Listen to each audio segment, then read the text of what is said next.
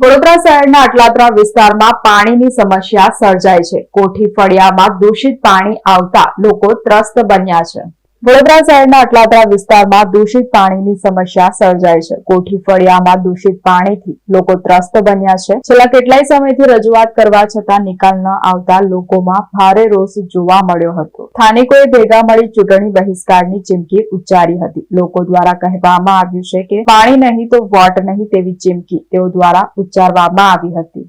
આજે આ સમસ્યા 15 વર્ષ પહેલાની જ છે।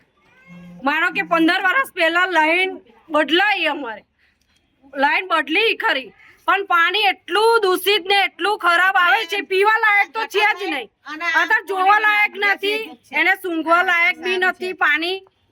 તો પછી છોકરાઓને બીમારી અત્યારે તમે એવું કહો છો કોરોના નીકળે છે, કોરોના આ કોર્પોરેશનમાં જ કોરોના છે, બીજો કઈ કોરોના નથી, કોઈ રોગચાળો નથી આવતો, કશું જ કશી વાતે આવતું નથી, પણ પાણી પીવાથી બધું જ થાય।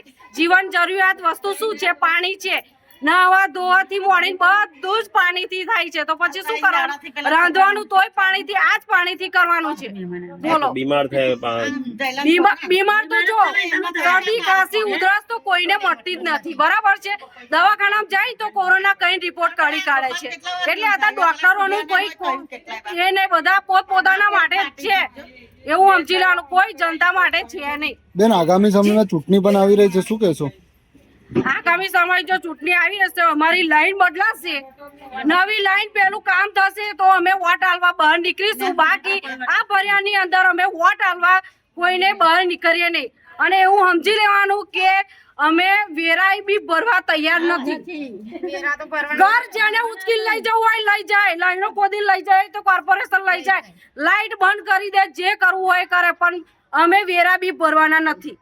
જો લગીન અમારો પ્રશ્નનું સોલ્યુશન નહીં આવે તો એ લગીન કઈથી વેરા ભરવાના? લાઈટ બિલ ભરીશું તો વેરો કઈથી ભરવાના અમે? એટલે આ સમસ્યાનો હલ પાણી જ છે। પાણીનો સમસ્યાનો હલ થશે ને તો રોડ રસ્તા બી ચેક કરી લો આવીને, બધી સમસ્યા અમારી છે, પણ મેન તો પાણી જ છે। અમારી જીવન જરૂરિયાત વસ્તુ પાણી છે, તો અમારે પાણીની જ સમસ્યા સોલ્વ કરશે તો જ અમે અહીં કોઈને વોટ આલવા નીકળીશું, બાકી અમારા વોટ ફેલ જશે।